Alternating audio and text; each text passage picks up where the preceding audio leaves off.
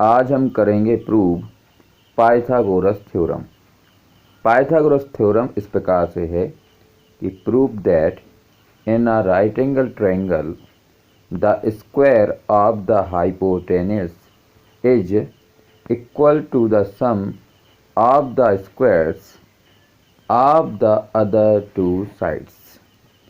ये Pythagoras theorem वैसे आप सभी जानते हैं कि राइट एंगल ट्रायंगल में हाइपोटेनस का स्क्वायर जो होता है वो अदर टू साइड के स्क्वायर के एडिशन के बराबर होता है।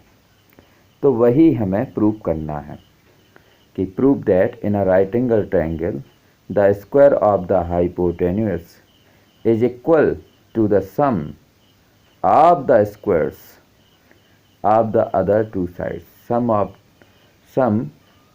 The squares of other two sides. तो इसको हम प्रूफ इस प्रकार से करेंगे।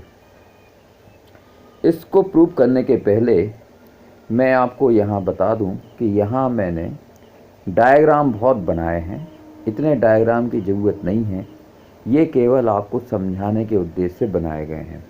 एग्ज़ाम में एक डायग्राम ही काफ़ी है, इसलिए ज़्यादा डायग्राम बनाने की ज़रूरत नहीं है, ये केवल आपको समझाने के लिए। अब देखिए यहाँ गिवन है, सबसे पहले गिवन है ABC is a right angle triangle जहाँ angle B is equal to 90 degree. तो यहाँ पे आपके सामने एक ABC ट्रायंगल बना हुआ है और इसमें जो B है ये राइट एंगल ट्रायंगल है। इसके बाद में ये गिवन हो गया। टू प्रूव हमें प्रूव क्या करना है कि AC square is equal to AB square plus BC square, ये हमें प्रूव करना है। और AC स्क्वायर क्या है? AC स्क्वायर है हाइपोटेनस। ये AC स्क्वायर क्या है? हाइपोटेनस। और ये AB स्क्वायर और BC square other two sides हैं। तो सबसे पहले हम करेंगे कंस्ट्रक्शन में draw BD perpendicular on AC।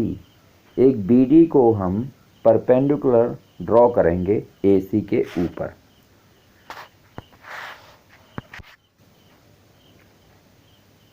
इस प्रकार से ये आपके सामने जो डायग्राम बना हुआ है, ये जो BD है ये परपेंडिकुलर है AC के ऊपर।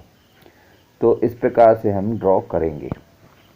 अब प्रूव करना है। अब आप देखिए इसमें ध्यान देने वाली बात ये है, ये डायग्राम में आप थोड़ा सा ध्यान देंगे। इस डायग्राम में आप ध्यान देंगे कि यहाँ पे एक तो बड़ा ट्रायंगल है ABC और दो छोटे छोटे ट्रायंगल हैं ABD और दूसरा है BD और C। तो इन्हीं के दो ट्रायंगल्स को हम बार बार लेके फिर हम इसको प्रूव करेंगे। अभी कैसे करेंगे आपको समझा रहे हैं, अभी आप देखेंगे आगे। तो prove in ABC and triangle ADB, in a triangle ABC and ADB। ADB आपका ये वाला है, ये वाला, और ABC बड़ा वाला ट्रायंगल। इसमें अब ये जो डायग्राम बनाए हैं ये केवल आपको समझाने के लिए हैं, बाकी एग्जाम में बनाने की ज़रूरत नहीं है। आप देखें ABC ये बड़ा वाला ट्रायंगल है, ये वाला, और जो इसके बीच में ADB बन रहा था, ये ADB बन रहा था, इसमें ये यहाँ 90 डिग्री बन रहा है D पर। तो इसको आप इस प्रकार से भी लिख सकते हैं, बना सकते हैं कि यहाँ पे इसको आप ऐसा बना सकते हैं कि ADB, क्योंकि ये D वाला पोर्शन जो है वो 90 डिग्री था, क्योंकि BD आपने परपेंडिकुलर डाला था। अब आप देखें A और A कॉमन हो गया दोनों में, और B और D भी बराबर हो गए क्योंकि ये 90 डिग्री हैं। तो इस प्रकार से आपका angle A is equal to angle A और A B C is equal to A D B. क्यों? ये दोनों के दोनों 90 डिग्री हैं, इसलिए ये दोनों बराबर हो गए। और जब आप जानते हैं दो ट्रायंगल में अगर दो एंगल बराबर हैं तो तीसरा अपने आप बराबर हो जाएगा एंगल सम प्रॉपर्टी के अकॉर्डिंग। तो हम कह सकते हैं कि ये दोनों के दोनों ट्रायंगल जो हैं ए बी सी और ए डी बी, ये कैसे हैं? ये हैं सिमिलर ट्रायंगल। ये सिमिलर ट्रायंगल का साइन है। और कैसे सिमिलर ट्रायंगल हैं? डबल ए सिमिलरिटी के द्वारा। डबल ए मतलब दो एंगल अगर बराबर हो गए तो तीसरा तो अपने आप बराबर ही हो जाएगा। तो ये दोनों सिमिलर हैं। अब आगे, जब ए बी सी और A D B triangle similar हो गए तो उनकी जो साइड रहेंगी वो भी प्रोपोर्शनेट रहेंगी। तो आप पहले दोनों का बेस ले सकते हैं। बड़े वाले ट्रायंगल का बेस ए बी हो जाएगा और छोटे वाले ट्रायंगल का बेस ए डी हो जाएगा, A B upon A D, और is equal to A C upon A B. ये हाइपोटेनस है यहाँ पे, तो इसको ऐसा लिख सकते हैं। यहाँ पे आप देखें कि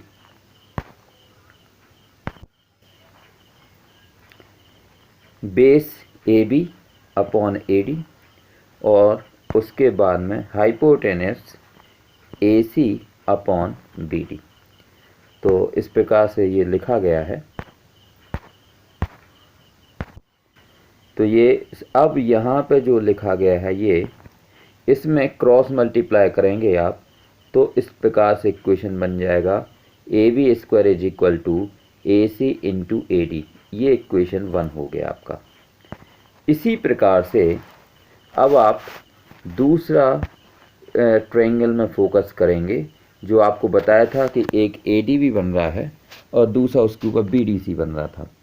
तो नाउ इसके बाद में आप एक ए बी सी और B D C, now in A B C and in triangle B D C. आपको याद दिला दें ट्रायंगल इस प्रकार से था कि अभी आपने थोड़ी देर पहले इसको लिया था और ए बी सी के साथ कंपैरिजन किया था।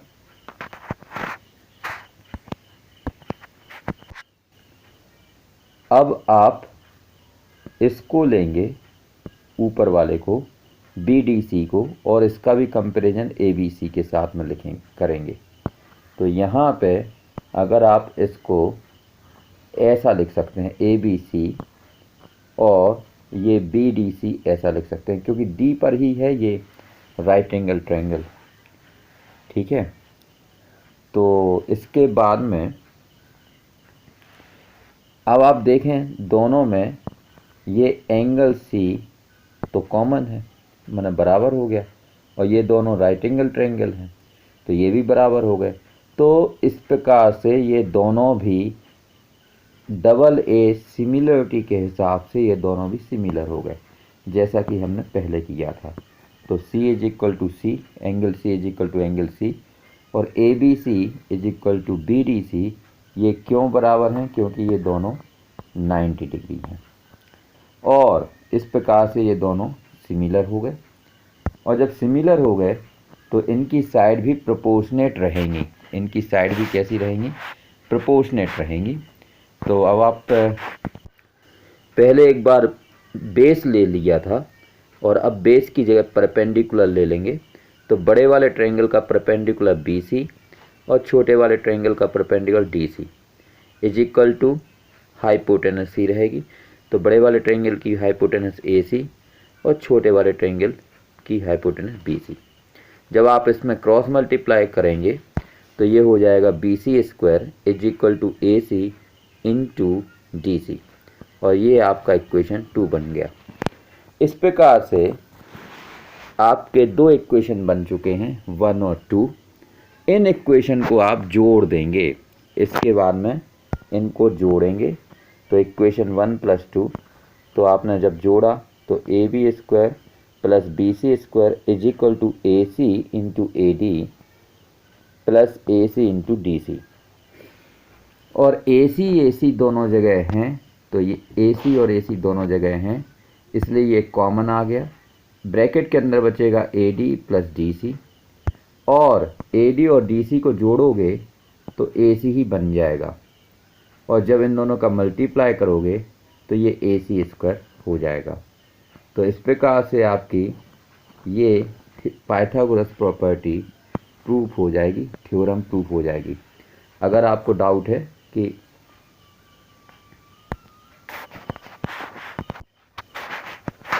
अगर आपको लग रहा है कि AD plus DC is equal to AC कैसे होंगे, तो इसके लिए हम एक पुराना डायग्राम देख लेते हैं। तो डायग्राम दिखा देते हैं आपको। ये देखिए, यहाँ पे AD plus DC is equal to AC ही तो होगा। तो अब सारे डाउट क्लियर हो चुके हैं। अब सारे डाउट क्लियर हो चुके हैं। अब इस थ्योरम की प्रैक्टिस करें, बार बार करके देखें, तभी ये आपको अच्छे से समझ में आएगी हमेशा के लिए। तो थैंक यू आप सभी का, और बाकी नेक्स्ट वीडियो में। Thank you.